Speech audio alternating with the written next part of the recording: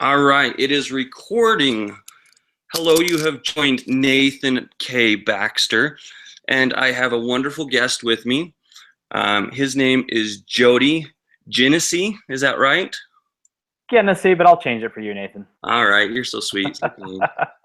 So, Jody was so kind to get on here, and I'll call it the Utah Jazz basketball beat is what I used to call it until I deleted my profile because I harassed. I wasn't so nice to a certain Jazz player, and they got people all riled up against me and made me close my account because I said he liked choosing basically looking prettier than actually playing basketball. I said that on Twitter, and Trey Burke got all mad, and all of his fans went against me. And so that's a little secret. But anyways, it's out and about now, and he's not with us anymore, so it's okay. So anyways, he did look pretty. Yes. So basically, I invited Jody on here. I wanted to talk about some potential trades or something like that, or some positions that we need, and I want to ask Jody some questions and just go over some things briefly. So Jody, I've been looking at it, and one thing that you don't delve into, and you because you're actually a professional, is that you don't do a lot of speculation in what the Jazz need or who they should be going after and things like that. But since I'm low on the totem pole, I totally do that. I live and breathe like what ifs, right? So some of the things I want to get your take. What do you think? And if you can, what do you think that the Jazz need to get better, or do you think we have a championship caliber team now? Well, first off, you're right. I am a complete professional, so I just want to get that. Oh wait, what happened? Bring out the clowns. Sorry, I just found out that you can do these Google. You can mess around. So I'm going to bring my beard back first. There we go. Oh, nice. Jody has the beard again. Anyway, sorry, Nathan. I'll bring my level back up to that pro level. So with the trades, I think that like you said, I'm not a guy who goes in and plays with the trade machine. And a lot of times fans will say, what do you think we need to do? And, I kind of usually leave that to Dennis Lindsay. My job for the Deseret News is just to report what's going on. And then, but it's fun for people to speculate. So I know that you were saying that a lot of people are wondering about Blake Griffin. He's out there, perhaps. What would he look like on the Jazz team? And I think that would be an interesting fit. I don't know if it would be a good fit or not. So I think the question you have to ask with a guy like Blake Griffin is, who are you going to have to give up? And probably not just one who, multiple who's, and probably draft picks. I mean, so that's like he would have an impact for sure. So I don't know. I think that the Jazz, as they are right now, have a really nice team.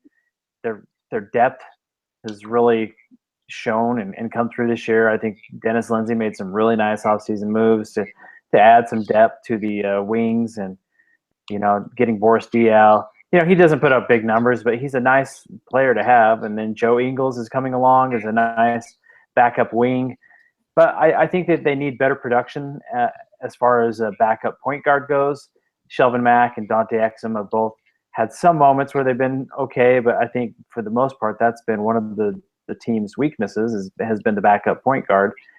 And Derek Favors honestly hasn't had his greatest season either. And, obviously he's been sidelined with the knee issues. And so he just hasn't got back into his groove. So they haven't been as strong in the front court as you would hope they would be, even though Rudy Gobert has had a fabulous season. Oh, he's been on fire. He's really stepped up. But so, you just wonder long term, is Blake Griffin, would he have – he's had some injury issues over the year. I mean, and so has Derek Favors. So what would you have to give up to get Blake Griffin? I don't know. I personally don't think that they will go down that route. I just think that they need to add some nice pieces. But I think, honestly, that they have some pieces that are championship caliber.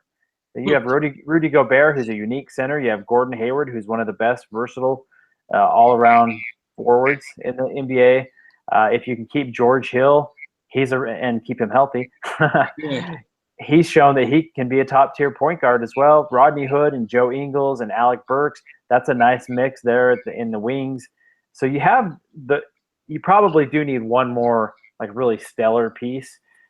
And so it'll be interesting to see what kind of things that Dennis Lindsey does over the year. And that was a really long-winded answer. Yeah, so to tell you nothing. You covered everything for us, so yeah, we can stop now. No, you brought up a lot of good points. My biggest thing that I think of is that I feel for us to really, number one, I feel the way that we're unique and the way that we're different from other teams that makes us potentially a championship team is the fact that we have a defensive juggernaut team. Now, the fact that everyone has bought into the defense is a huge aspect and a huge point. Whether they're super great at it or whether they actually follow through on it is another thing. But I think, number one, you've gotten everyone to buy into that. So regardless of how talented we are on offense or limited that way we can be, I think the defense always keeps us in games, as they always talk about. Yeah, let me to hold your next thought, but let me just add on to that. The thing that is really good about the defense is that that's the type of play you have in the postseason, and so that's what it takes to win. More often than not, you have these grinded out games, and maybe you're going to get to this point next, but the Jazz's slow pace, which is one of the slower paces in the NBA, is more of a playoff style pace. And so that actually bodes well for them because it's uncomfortable for other teams to have to play defense as long as the Jazz make them play defense. And then on the other end, the Jazz are playing just, nasty defense. And so they get annoyed on the offensive end. And so that the Jazz are getting so much experience along this playoff style basketball right now that I think that'll help them in the spring. Yeah, absolutely. What I was going to go into, my next point was just the fact, and the reason I even bring up the option of looking at Blake Griffin or bringing people in. Another person that I wanted to say was that I think would be awesome to add would be, whether through trade, free agency, or through the buy, whether Dallas is going to do a buyout, is Andrew Bogut. And kind of replace Jeff Withey. I think with his experience, that would be a wonderful veteran to add to our team, plus a solid big, to back up Gobert, to give us crunch time minutes, and give us that edge. I think that would be somebody that maybe Dennis Lindsey would, consider at some point, perhaps, depending on how much he wants and things like that, obviously. But the biggest point that my thing is that makes me think, why do I even think that we need Blake Griffin or that he would be an interesting fit? Well, and, if Derek was back to where he was at 16 and 8, like he was last year, 16.8 rebounds, I think we probably wouldn't be having this talk. It's just, I think, to really separate us, I want to keep our defensive strategy and our defense intact. So I'm afraid to lose that. So I wonder if bringing in a guy like Blake Griffin would be worth it, to be able to have his offense. Would that ruin the whole uniqueness of our team, the advantages we have? But if not, I think if we could get Favors to, and I know it's a lot to ask, to be around 20 and 10 per game, I think that would change the whole dynamic. And maybe that just takes some more time. And you see, I can't remember which game it was, just recently, where he just went on fire. He actually just started taking shots. He was making everything he was putting up. And then he didn't even close out the game, which I know they were saying that's due to minute restrictions. I think that was the Denver game, wasn't it? Yeah, the Denver game. But I think he needs to be around 20 and 10 for us to realistically be chasing a championship. I really do think we have all the pieces, like you said, with George Hill. I think we've got a strong bench. The only things I can see is if he's not able to do that, and again, if he's not able to stay healthy, are my concerns, and those are some of the same concerns anyone has out of Blake Griffin, right? Right. So Here's what I think. I think that I like the makeup of the Jazz right now. They're not going to win a championship this year, and probably not next year either. But I like. what? Sorry, spoiler alert. Maybe they will, and then I'll have to eat my words, and I will happily do that. But I like. Let's just pretend that they can keep this roster together as is, and this is best case scenario, and they're not going to be able to. But it would be fun to see this team with George Hill playing the way he is, Rudy Gobert playing the way he is, Gordon Hayward. But then you get, more production out of Derek Favors, and you have Alec Burks back for the whole season. You have Rodney Hood a little bit healthier and a little bit more consistent. And Dante Exum has a little bit more experience in his back pocket. Then, that's a really exciting team. I mean, it's a really good – they've taken the step from, kind of mediocre to good to they're a good to really good team now. And that's kind of fun to watch. But now the next step to get really good to great is to get more players to really take that step up. They need Rodney Hood to be better more often. They need Alec Burks to keep on doing what he's doing right now. Exactly. Joe Ingles took that step this year. And so they need more, like Dante Exum needs to take that step. Derek Favors needs to take that step. I guess that's the key. That's Quinn Snyder's mission right now, is to try to get all those pieces playing at a high level at the same time. Exactly. I agree with you.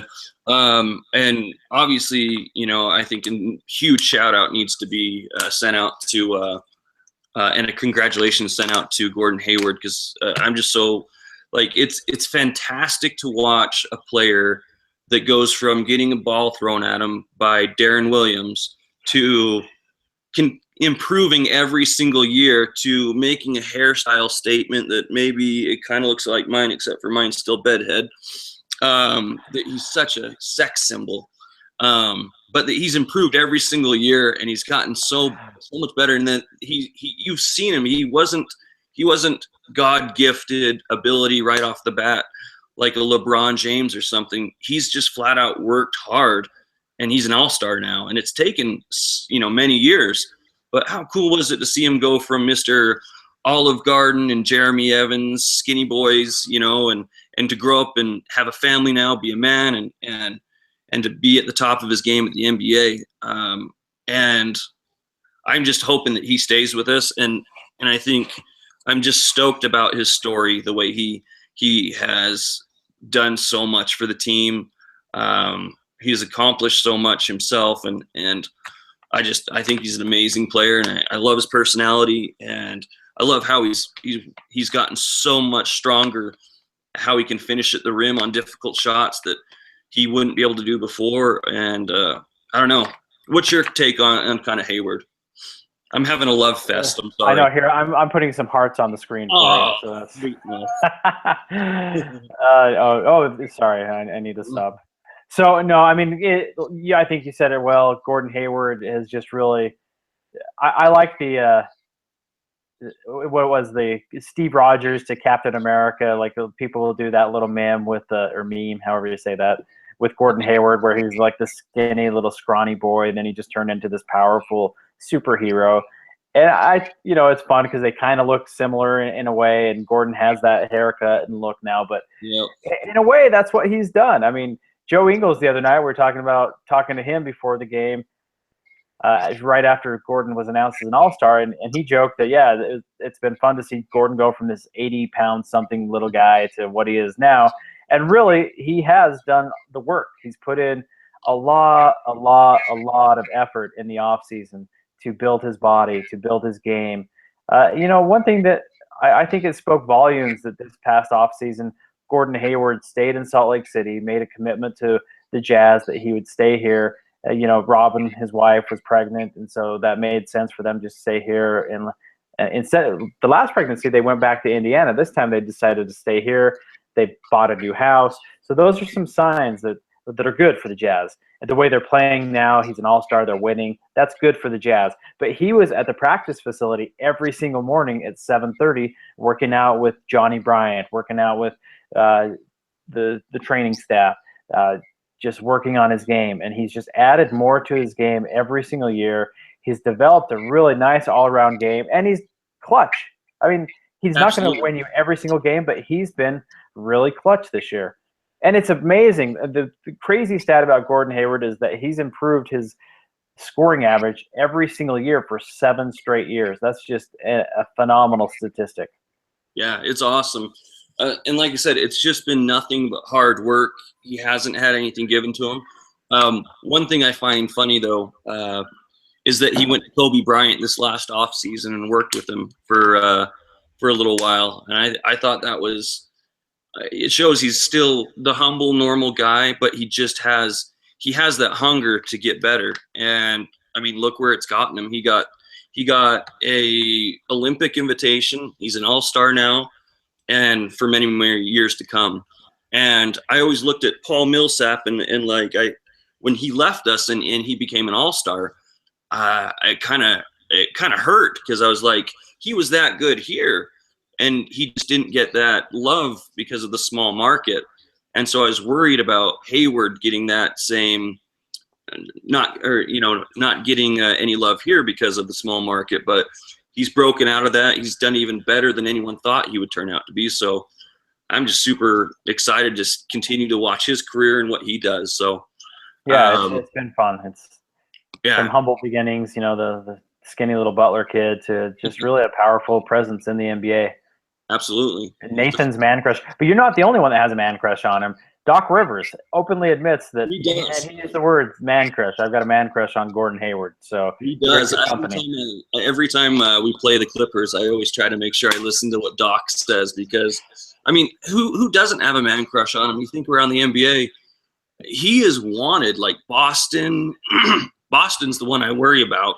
But I think there are real big competition. But honestly, I think with what he's accomplished, and depending on what we accomplish this year, I think that's going to be the biggest statement right there, because he's got the money rooting for him. We're the team with the money, but right. It's if he's I think his wife's comfortable here, which makes it a big deal. I think he's settled down a little bit and he's comfortable here. I think he has players to relate to. I think he's the leader of a team. I don't see. I mean, do you see anything else that he would be lacking that he's not getting here in Utah? The biggest thing that they're doing in Utah right now to make Gordon Hayward want to stay, winning. Yeah. That's his biggest motivation. He's already made enough money for a lifetime. Obviously, the next check, the next salary for him is generational money to set his family up for generations to come. And so I think the money, it will be enticing for him to stay here because he can get more money another year from the Jazz. But they're winning, and that's Gordon Hayward. That's what he wanted. He wanted to play with a little bit more talent, a better point guard, and they went out and did that, and now he's winning. And so Jazz fans are a little bit, I think it's the culture maybe of Utah where we kind of have that everybody's, the martyr mentality that everybody's picking on us and nobody respects us. But Gordon Hayward has really grown here, and keep this in mind, he's been with Quinn Snyder now longer than he was with Brad Stevens. Although Brad Stevens is special to Gordon Hayward, nobody needs to try to take that away from him. And I think he would love to play with Brad Stevens. I mean, honestly, he was like a second father to him. Who wouldn't want to do that? And so I think, but that doesn't mean that Gordon doesn't want to play with Quinn Snyder, because those two have a great relationship. Just watch them interact sometime during a Jazz game, and there's a lot of respect between those two. Yeah, I think he's done it by, by working hard, and I think Quinn's seen that. And I think the beautiful part is Gordon's done everything that Quinn's asked of him. You don't see Gordon giving up on plays. You don't see Gordon, not giving 100% on defense, which is what I love. My favorite things Gordon does are when he gets alley-oops.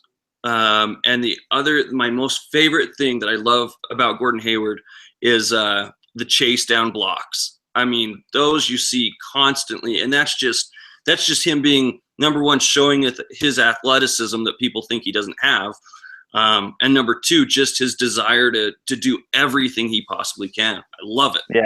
Yeah, and Those are fun, and he has good timing too, so that helps. One thing that's impressive about Gordon and Quinn is that Quinn, he's not just a coddler. He's not like an enabler. He is going to push you, and he's going to demand excellence and hard work and effort. And so he's been on Gordon. Gordon's a good defender, but it's natural for players who are carrying the offensive load and kind of the star of the team to maybe take a little bit of time off and catch their breath and on the defensive end. And they're trying to, they're doing enough, but not like going to the next level. Well, Quinn has demanded that Gordon give him more on the defensive end, and Gordon's responded. And Quinn still says, he's not giving the full effort on every single defensive play still, but he has made tremendous strides. And that's big, because when your leader is out there busting his butt on the defensive end, it makes you feel like you need to as well. And so that's really important. Absolutely. Well, Jody, I appreciate you coming on with me and just talking about some of these things. I'd love to have you on again. I appreciate you always making things fun. Anything else that you want to cover before we let you go? No, it's just this has been a fun season for a lot of fans, and I just think let me ask you a question.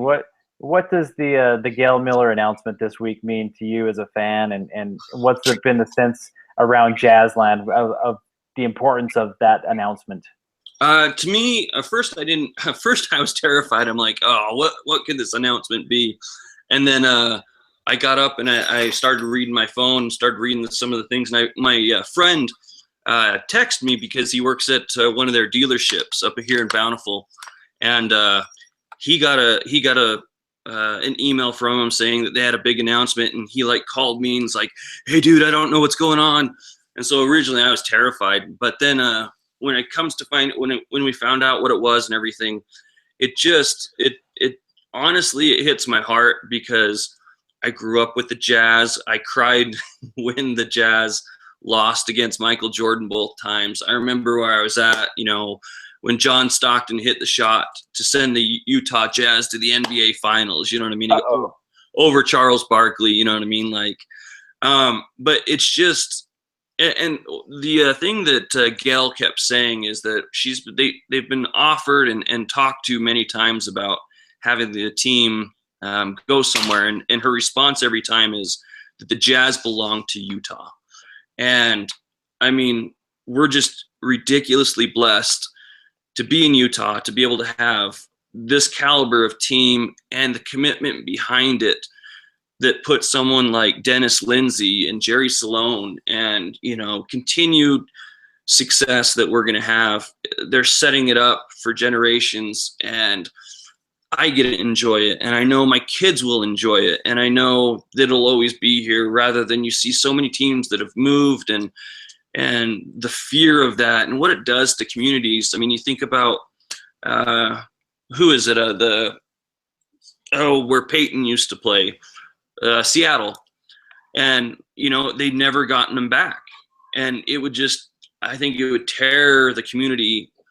It's like the heart of the community, where I think it's cheesy, where regardless of your political opinion or the way you feel or anything like that, we're all Jazz fans here, and there's such pride about the Jazz here. It's awesome. So by them doing that, and them having the foresight to do that and not be greedy, and to take care of us like that, and to do what they've done with upgrading their the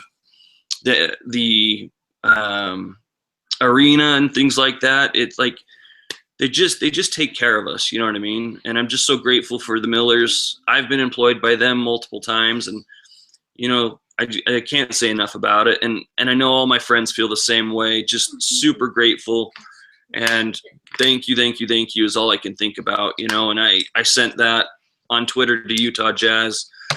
I know Greg used to have a Twitter account, and I've talked to him a few times on that, but I wasn't able to find him because I wanted to send him a personal thank you as well. But I don't know if you could pass that on. I don't know how you would, but man, I'm just so grateful for it. That's all I can say.